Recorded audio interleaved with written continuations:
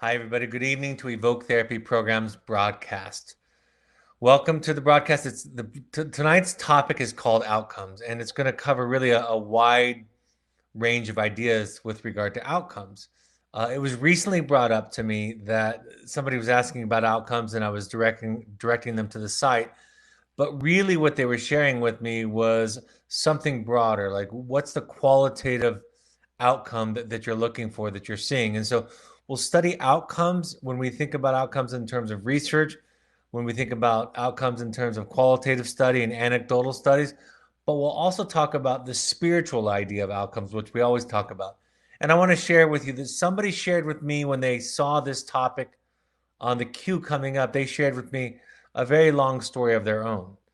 And it's been years since their child was at Evoke, and they talked about the up and downs. And what it reminded me of is that sometimes we can easily be short-sighted when we think about outcomes, especially with our children, because our hearts are so much in it. And sometimes it takes months and years for that story to unfold. And so while we can talk about research, while we can talk about anecdotal stories, everybody's story is unique.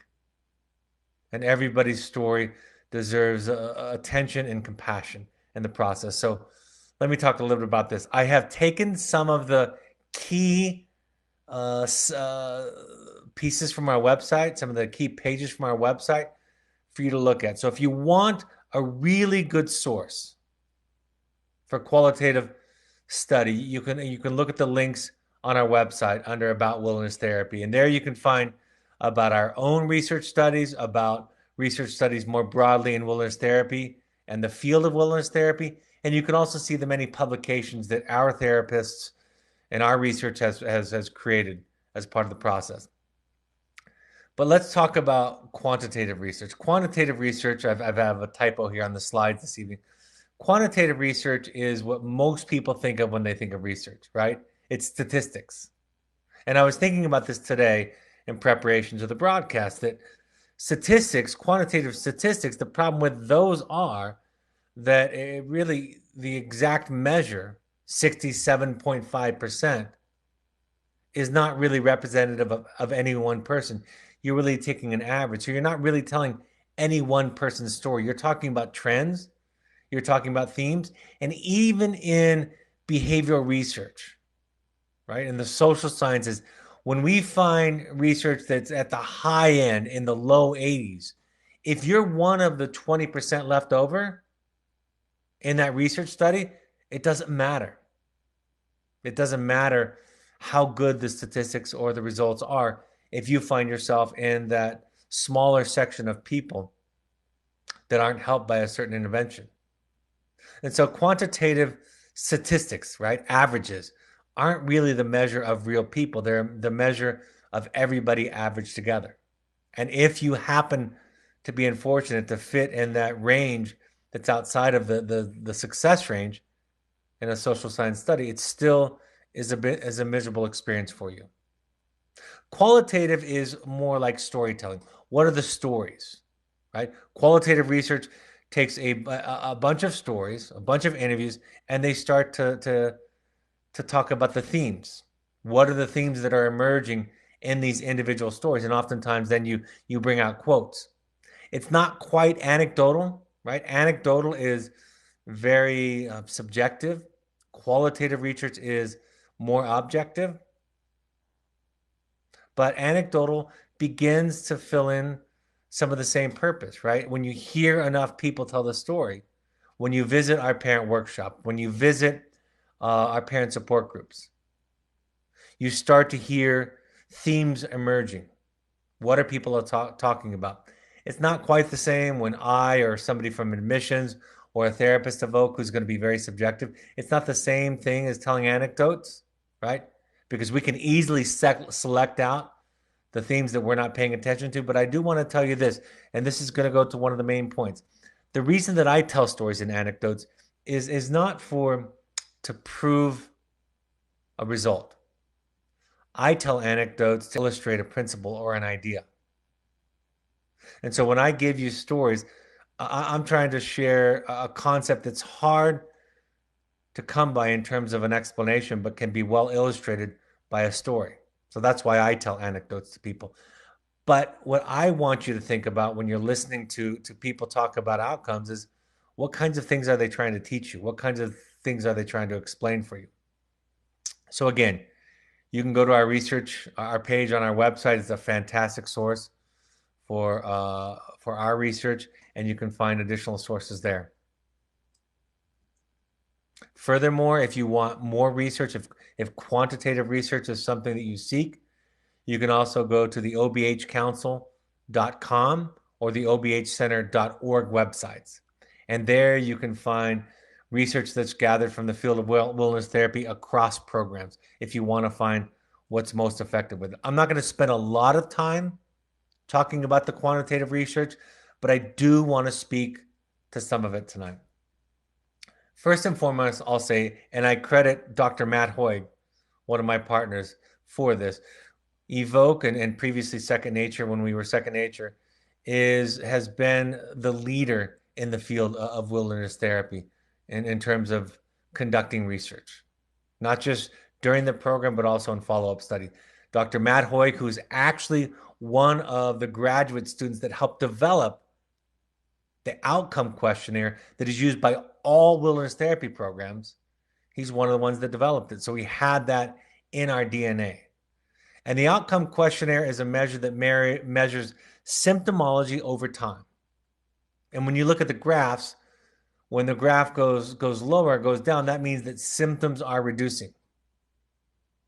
So if you go to our website, you can look at those graphs and see an explanation. But I want to give you a summary of what we found in our research over the years. The first bullet points is that parents and clients report staying healthier at 6 months and 12 months after Evoke compared to after average outdoor behavioral health programs. So our results, our impact is greater even when compared to other outdoor programs. And the reason why I think that that's important is because we're not just measuring ourselves against other treatment programs. These are already normed against outpatient and community-based programs, but we're measuring ourselves against other wilderness programs.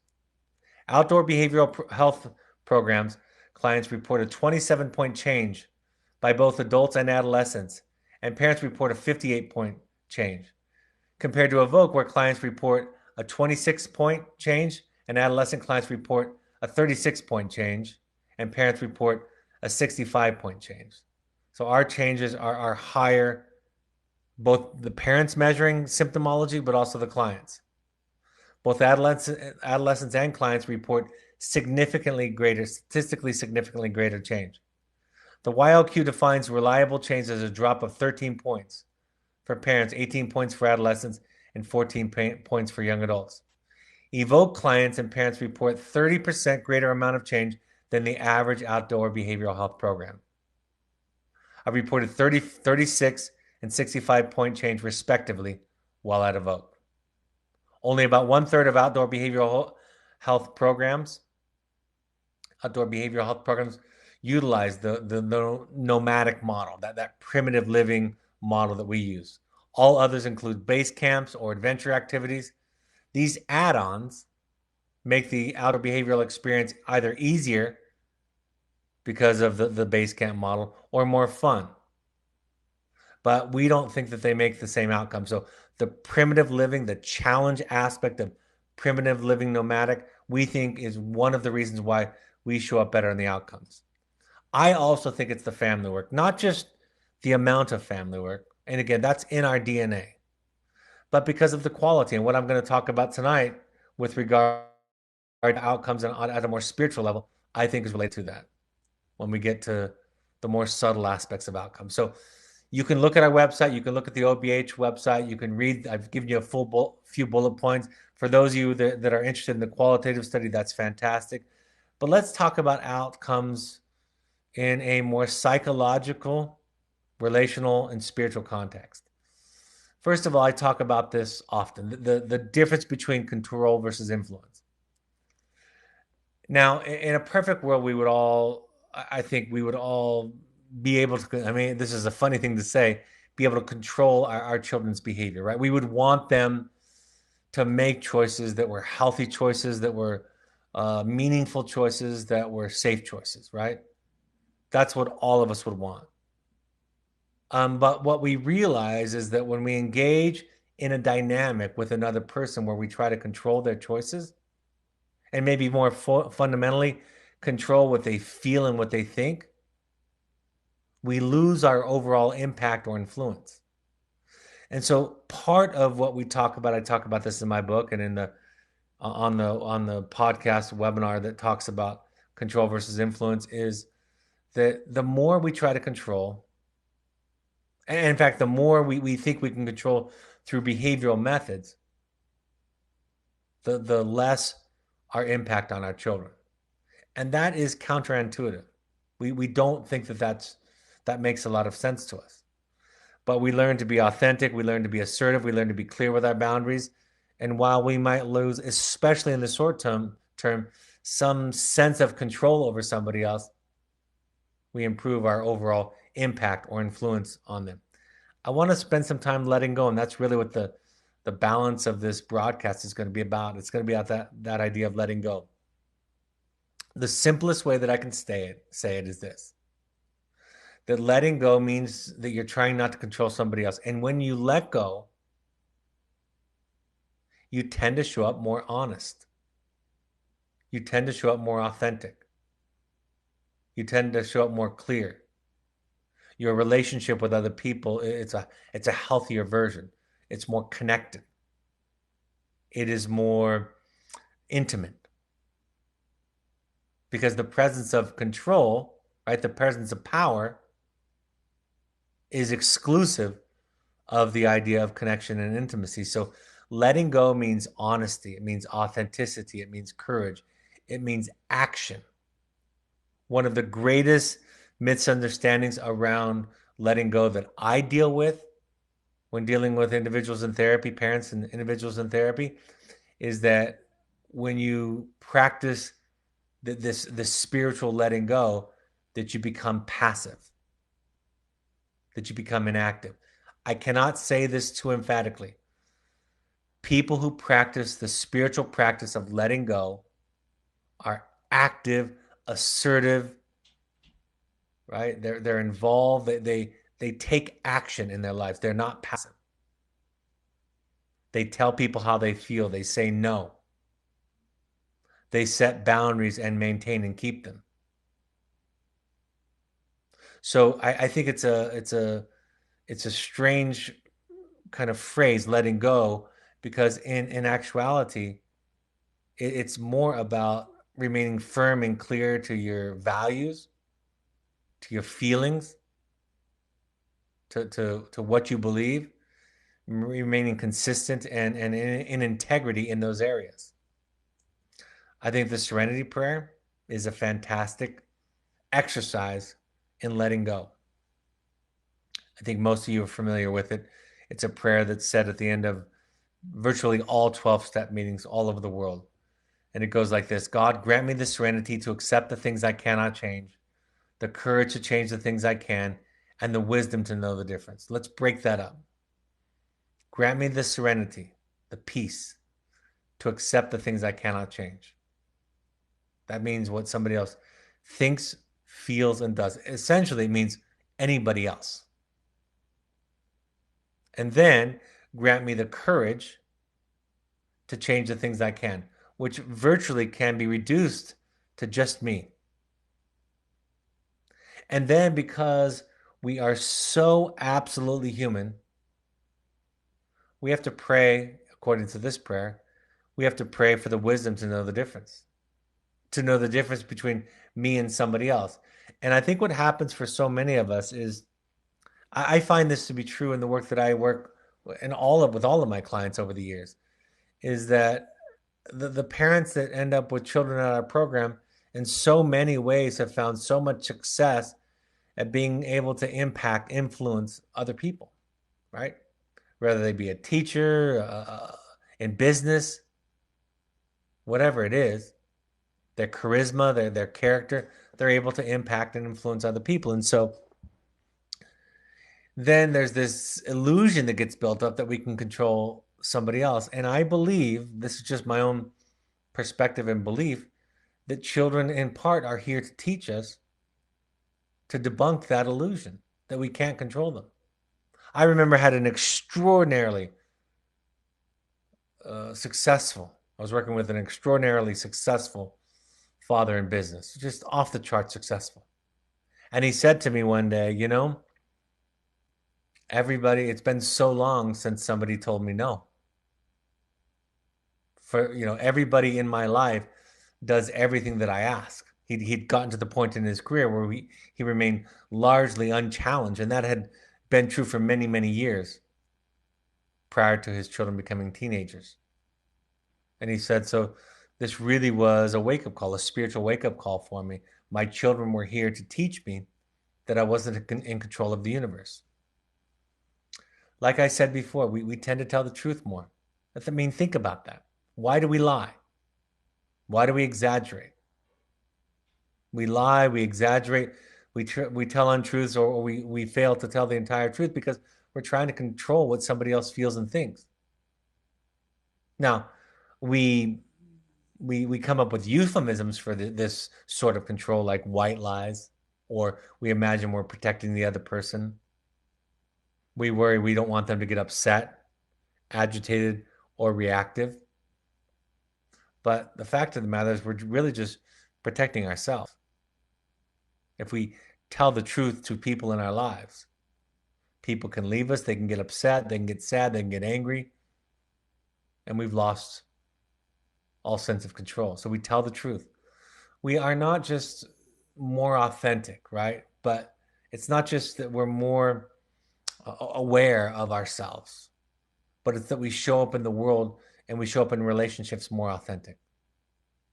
In my own experience, and this is still a work in progress, the more honest and more authentic I am, the more that the people around me shift and change. People that are attracted to who I am come closer. People who don't like who I am, who aren't okay with really dealing with another human, tend to drift or fall away from my life. Do we act with the end in mind? The philosopher Immanuel Kant said that in defining the moral right, he said we are to act and treat another person in every action like it's the end and not a means to an end.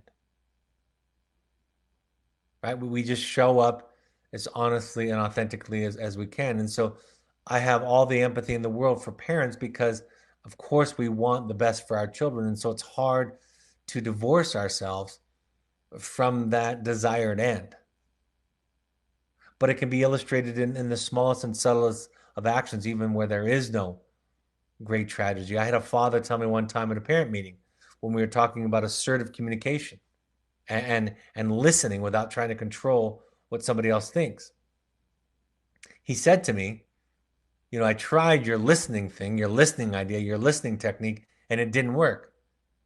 And I said, what do you mean it didn't work? And he said, my daughter still felt the same way. And I said to him, do you hear it? Do you hear it yet?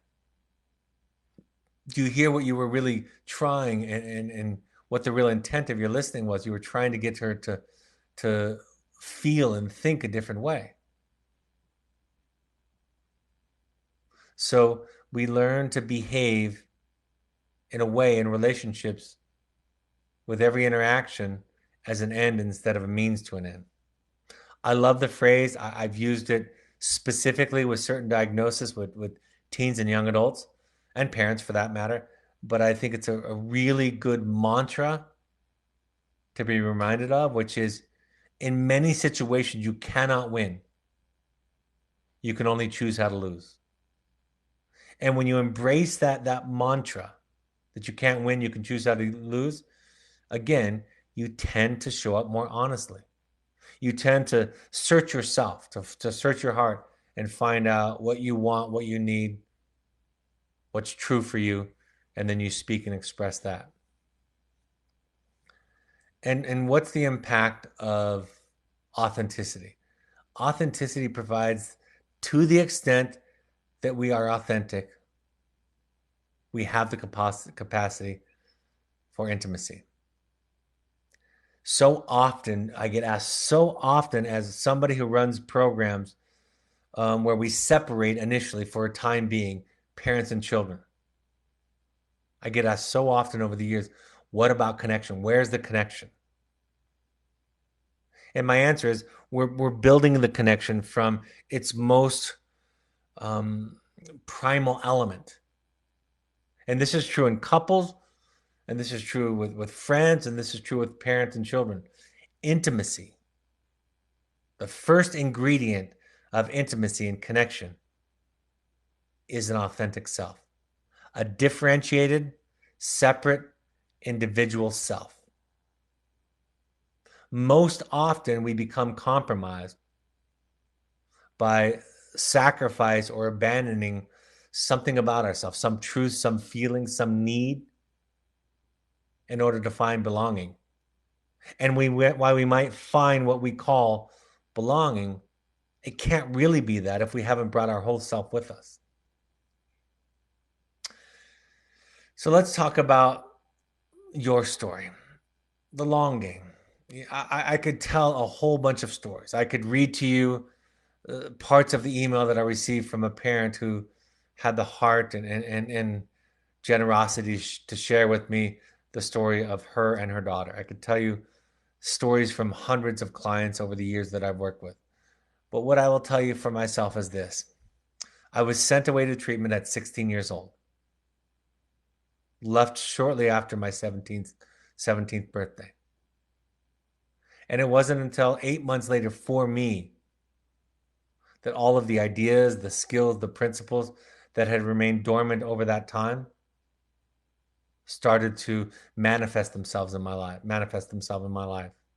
Now, that's a relatively short period of time. 8 months for those ideas, concepts, and skills to manifest themselves. For some people, it's years. But all you are all that you are doing is you're trying to give your children, your family, your best attempt at communicating healthy, clear boundaries, right? Your own values, your own truth. And that leaves an impact. It's at the worst, it's planting seeds, or at least exposing them to an alternative way of living. At best, it's the cure for what they seem to be afflicted with. But that's all you can do. I've told this story before, but my own son, when I sent him on a private wilderness trek over the summer, last summer, not this summer, but last summer, I told him of our intention. I told him of our concern. I told him why we were doing what we were doing and what I was trying to express and accomplish. And he said to me, "What if it doesn't work?" And I said these words to him, actually. I said, "I don't understand the question." I said, "I didn't describe outcomes. I just said, here's what I'm trying to communicate." And everything that I described that I was trying to do, which is, here's what I believe, here's what I'm not okay with, here's what I'm not willing to watch anymore in our home, and here's what I'm doing, and I'm letting go of the outcome. Similarly, parents constantly ask things like, what if my child doesn't forgive? What if he remains or she remains angry or resentful? And my response is, and I'll say it more bluntly now on a broadcast than I can say one-on-one, because it comes across as very insensitive one-on-one, is that's outside of your scope of control. Let go of it. The best way to encourage your child moving on is to be unattached to what they're feeling and thinking. And that might just start off as a skill. It might move into a practice, kind of a fake it till you make it, but eventually it can be a new characteristic or personality trait. Like, it's okay. You get to think, feel what you want. I'm doing the best I can, and I'm sorry if it doesn't work for you. It may have even been a mistake. So the long game is a long game. Parents will ask me in families where there's one parent who's sabotaging, how to cope with that. My experiences, and there's no guarantee, and you can't control this, my experience is that children over time recognize the parent that shows up as an authentic self, a loving and capable parent. And they can distinguish between that and a parent who is making all kinds of compromises based on mental health deficits or otherwise to try to make the child happy. There's no guarantee that it will turn out that way, but that's the best that I can give you. The other thing that comes into this is if you let go of outcomes, you're already taking back your serenity. I was thinking about this today also. If you let go, you've already won. I used to say this to students in my group. I can think of the handful of students that were the most difficult, most committed to opposing anything I tried. And I would eventually say to those particular students, those clients, I would say, thank you for reminding me. This isn't a trick. I really do start to believe that I'm magic, that I can change anybody. And so you've reminded me again that I can't control you. So all I can do is keep my boundaries, express my truth, and let go. And I ask parents to write letting go letters that say something like that, like, we've given up on trying to change you. And while that starts off as a skill, I am really also teaching indirectly to the parent. That's the real relationship of connection. The real relationship of connection is I can't control you, nor is it my job. So the first thing that letting go does is it creates a situation where you're focused on what you can control. And then secondly, it provides an optimal context for a child to grow up in.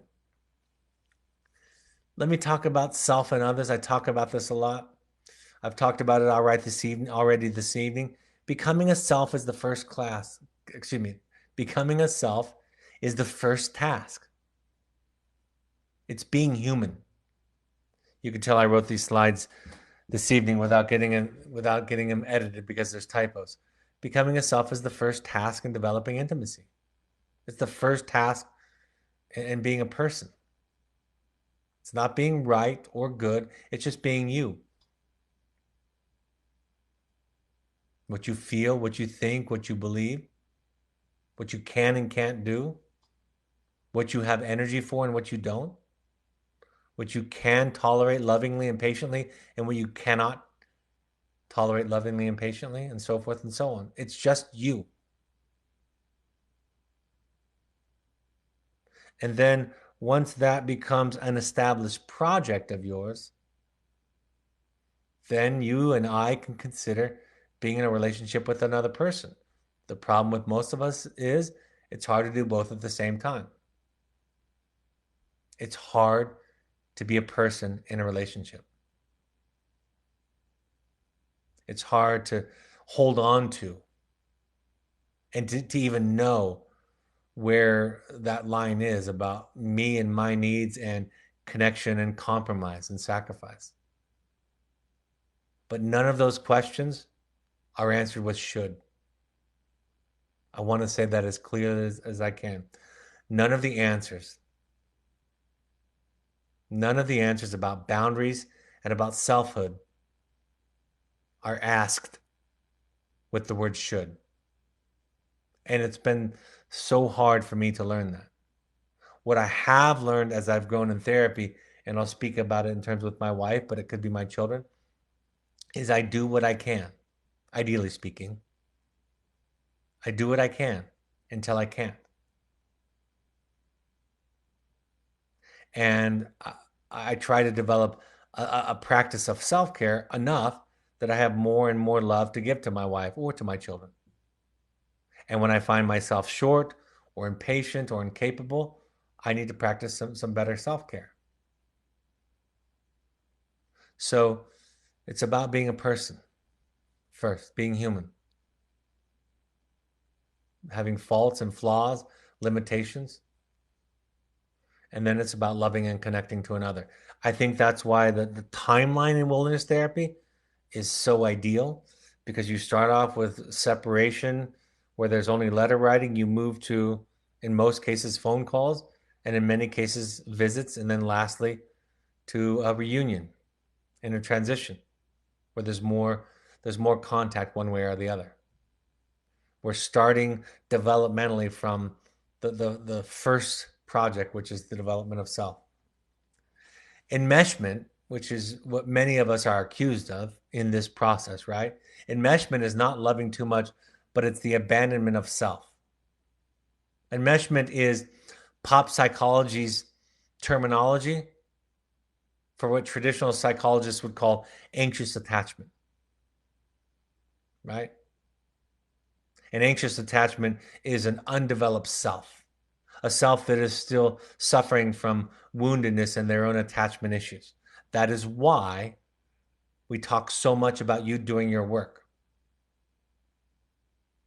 When you find it difficult, and we all do, when you find it difficult to show up in relationship to somebody else, that means that some of your needs need to be met, maybe by healthy self-care, maybe by doing some therapy on the historical wounds and trauma of your own childhood, something else. Enmeshment is not loving too much. It is the abandonment of the self. It is anxious attachment. And codependency is a continuum, and it refers to the ability to remain an independent, autonomous self while at the same time maintaining a connection to others. And this is something I've been thinking a lot about lately. Codependency is not unique to families with addiction and mental health. I cannot say that more supportively to all of you. Codependency is not unique to families with members who are addicted or who have mental health issues. However, it becomes a critical element of focus since addiction or mental health problems are about the loss of connection and the search for the child for some kind of bonding, some kind of feeling of well-being. That behavior becomes symptomatic of trauma and or attachment wounds that have been handed down generationally. So I hear people talk about all the time, are we codependent? Is everybody codependent? And if codependency is a continuum, then the ends of that continuum are only theoretical. I'm going to say that again. If codependency is a continuum, then the very ends of the continuum are only theoretical, and we're all somewhere in the middle. We all have some trauma. We all have some loss of self. We all struggle with some healthy connection, sense of differentiation, that is a balance between self and connection. We all have some of that. And in all treatment, in all programs, all across the world, regardless of who the family member is, when a family member is asked to or invited to or compelled to, for one reason or another, to go into treatment for themselves, virtually every program in the world of any quality, of any decent quality, will ask other family members in, spouses, parents, children, to come in and to start to talk. And communication skills and theory will be introduced. And everybody's pain and trauma will be laid out on the table and honored and listened to and understood. So I know that there's a lot of stigma with ending up at a program like Evoke. I know there's a lot of stigma with therapy. I know there's a lot of stigma with the diagnosis that we all get labeled with in this process. But I want to say to all of you, so lovingly and supportively, you're not any different from the billions of people who aren't at Evoke. You just have the drive, the means, the opportunity to have your kid at Evoke and look at the things that everybody could benefit from, that everybody could use to improve in some way, could gain some value from.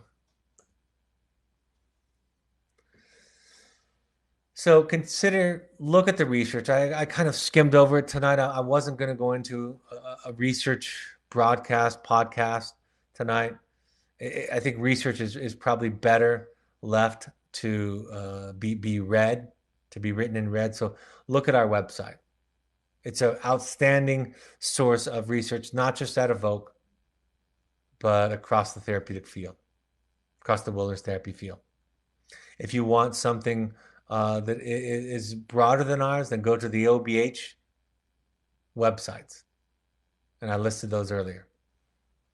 But also listen to what other people are saying. What are they trying to tell you with their story? If you walk into an Al-Anon meeting today, or an AA meeting, or another therapy group meeting, any kind of self-help group, and you just sat and listened to the stories, what are they trying to say? It's not the literal story. Carl Jung says that the disease of our time is how we take everything so literal. Listen to what the stories are trying to speak about, to talk about. You might not have an addicted spouse. So when you go to an Al-Anon meeting, if 5 of the 10 people are talking about an addicted spouse, it's not irrelevant to you. They're trying to tell you something about themselves. They're trying to tell you something about a concept or a principle. When I teach principles, when you're listening to parents if you're at Evoke and you're looking at aftercare and you're looking and you talk to those parents, listen to what the admissions counselors, listen to what the therapists are saying, listen to what the other parents who have been there, talk to the children and listen to what they're saying. What are the truths that they are highlighting with their stories? Understand what it means to let go of outcome. What gets in the way? It's fear, right? It's fear of getting hurt. It's fear of hurt and pain. The new Star Wars movie is coming out soon, and I just saw something on the news today that says there's some hint about the main character going over to the dark side. And I thought, of course, it's time for somebody from the Force to go over to the dark side. We're due for that in the Star Wars saga. And of course, it made me think about what does that imagery, what does it represent? It means that they're succumbing to their fear, the pain, the anger, right? That's what happens. So letting go of outcomes. I used to say that the reason that Darth Vader became Darth Vader is because his wife died and he couldn't take it anymore. And so he thought, I'm just going to control everything and then I'll never get hurt. And then you contrast Darth Vader's reaction to that specific trauma with Yoda. And I asked the question, what did Yoda do when there was pain or tragedy in his life? And the answer was he cried. And he felt it deeply. And I don't mean to trivialize any of your stories by talking about a movie written by George Lucas, but he's trying to speak to some core ideas in human nature. We learn to feel and go through our pain and our fear and our sadness and our grief and our loss, or we try to control it. Ironically, and he shows this in the movies too, the less we try to control it, the more we tend to have a positive influence on the world. Look at your family of origin yourselves as parents and discover what you learned about connection. If your parents are still alive, think about that relationship. Think about the guilt or the shame or the fear, the obligation, the rules that are unspoken. Do your work to find out what you were taught and start to learn that what you were taught might not be the truth.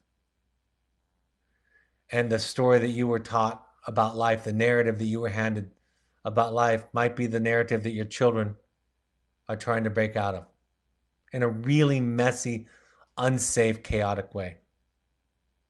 Look at yourself and your impact, because that's all you can control. People ask me all the time, what about other peers? What about teachers? What about random people in society? What about genetics?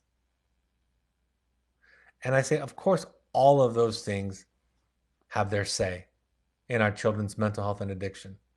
But you don't have control over any of those things. So it's not really a great use of your time to focus on all those things, except for unless it's to understand or to empathize, of course, or to make different decisions with your boundaries with your children. But in terms of spending the bulk of your time about what children, what society, what the media is doing, it doesn't spend a lot of time. It's not something you can change. All you can do is change your boundaries, change yourself, change the safe haven psychologically that you build for your child in the face of all of those influences. And lastly, make serenity your responsibility, not your child. Make that your priority by the work that you do. All right. I'm happy to take any questions that have come in. All right. Starting with the I feel statement. Today I feel angry. I feel this way because my wife and I were asked today, and I were asked today to take our 15-year-old son out of a voc and trot program by the end of this week due to his lack of progress or regression after 11 weeks of wilderness therapy. It's difficult to view this outcome as anything other than failure, since it follows our son previously spending 11 weeks in another nomadic wilderness therapy program and 5 months in a residential treatment center. He has been asked to leave all 3 programs due to the failure of progress with 3 different environments and 3 different therapists. He has been gone for 10 months without much hope for finding himself anytime soon. What do you do when wilderness therapy doesn't work? What do you do when your child has a longer game than 3 programs? What do you do? How do you choose how to lose at this point? How do I, as a parent, let go when his therapist tells me to find another program? Well, first of all, thank you for that, and I'm sorry. I wish being asked this question, I wish I didn't have any other answer than that for you, because I think that's important. But all that comes to mind is this, and I don't know if you've done this or not, but Al-Anon was started by, it's expanded, of course, a lot since then, but Al-Anon was started by the wives of alcoholic men. That's how it originally started. And the essence of the program is, how do you live your life when a person that you love so much is self-sabotaging, is self-destructive, and seems impossible to heal? How do you deal with that? So I don't have a good answer. I really don't. I will tell you, I've had stories like yours that have turned out well years later. I can tell you that. But in the meantime, it's really, I think, critical. I'm not giving you the direct answer about what to do next, because I don't know that without a long consultation. But I will tell you that getting into a 12-step program of yours for you, if you are one of these most difficult cases and situations, get into a 12-step program in the meantime. And I think that the concepts can guide you. They can offer you comfort and support. You'll meet other people there who have equally as hopeless situations. And so I'm sorry, number one, in general. I'm sorry, number two, that I can't offer you specific advice about what steps to choose next. All I can offer you is the idea that there are other people and there are support groups for people like you who have lost hope and who have tried so much to help somebody that they love. And there's a way of being in those programs, those 12-step programs. There's a way of being that offers some peace, some serenity, some confidence, some hope, and some direction. So that's all I can say. Wish I had a better answer.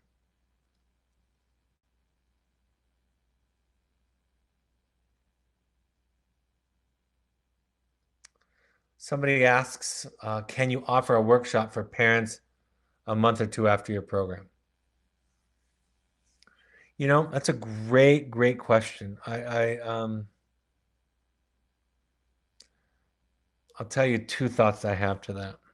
Well, somebody just invited me to offer a program for parents who have been out a year or two who are doing better, but who still need work on enmeshment and relationships. Your question about offering a program for clients or parents a month or two after the program. Um, I'm happy to. The problem is we won't get enough people. So because we won't get enough people for that narrow of a niche that are willing to attend, then what I have is the Finding You program. Um, I want to say this to all of you. This is something I've done and all of my family members have done. So Finding You, the next one in September is full. If we start filling up one per month, we're happy to do two per month. Right now, this is the earliest one has filled up ahead of time, but we're happy to open two. I would encourage any and all of you to go to Finding You before, during, and after your child's stay at Evoke. So my answer is I would be happy to create a program that fits the niche of parents, families that have been out of the program for 2 months, but we wouldn't have enough people fill it. So come to the parent support groups. Come to these, of course. I will try to have a workshop at some point in the near future. But every time somebody suggests a great idea to me like this one, and I think this is a great idea, I try to do it, and we don't have enough people to attend it. So Finding You would be the closest thing, and in my estimation, it's the thing that you can do that's the most beneficial to support your child. I believe that strongly.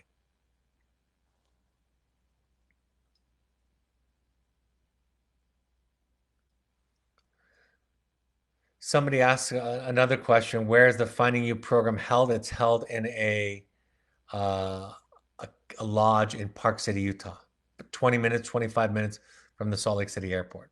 Indoors, 4.5 days, goes over 5 days. Starts on a Wednesday, half day, goes Sunday, half day. So it's 4.5, 5 days. All right, let me go up with some other upcoming events, and then I'll get back to any questions. I'll be in New York City September 9th, 7 to 9 p.m. I'll be in London on October 6th. More information to follow. I'll be in Chicago October 27th, 4:30 to 6:30 p.m. We also just booked at the end of October. Um, we just booked the second week in October. We just booked a time for the Bay Area. So we'll get that announcement out tomorrow. It'll be the 16th of September. The 16th of September, I'll be in the Bay Area. Finding You, as I mentioned earlier, I think is the best thing you can do. If you want to do an outdoor adventure, either by yourself, your adult children, or with your children, that's therapy light. Pursuit trips are that. These groups all here are free for people who need support, who have loved ones in treatment, or excuse me, not necessarily in treatment, but loved ones who are struggling with addiction and mental health. Al-Anon.org, CODA.org, FamiliesAnonymous.org, AdultChildren.org. If you come from a family that you feel like had a lot of mental health or addiction issues, AdultChildren.org is that one. Alateen is for teenagers. So if there's a sibling that wants some support. RefugeRecovery.org is a Buddhist-inspired, non-higher power focused 12-step program. And then NAMI.org is the National Alliance of Mental Illness that has chapters in every metropolitan area in the country where you can find affordable or free services or classes. And social media, all of these podcasts are available under the Evoke Therapy Program's name. On an iPhone or iOS device, use the podcast app. On an Android device, use the SoundCloud app. On your computer, go to soundcloud.com. Follow us on Twitter and Instagram by using the handle @EvokeTherapy, or you can follow the Evoke Summit Lodge on Instagram. That's the intensives that I talked about, the Finding You. On Facebook, you can find us by searching Evoke Therapy Programs. You can find the Alumni Foundation on Facebook by searching Evoke Family Foundation. The Evoke Therapy blog each week has new content. My book, The Journey of the Heroic Parent, is on Amazon. Any other live questions that have come up?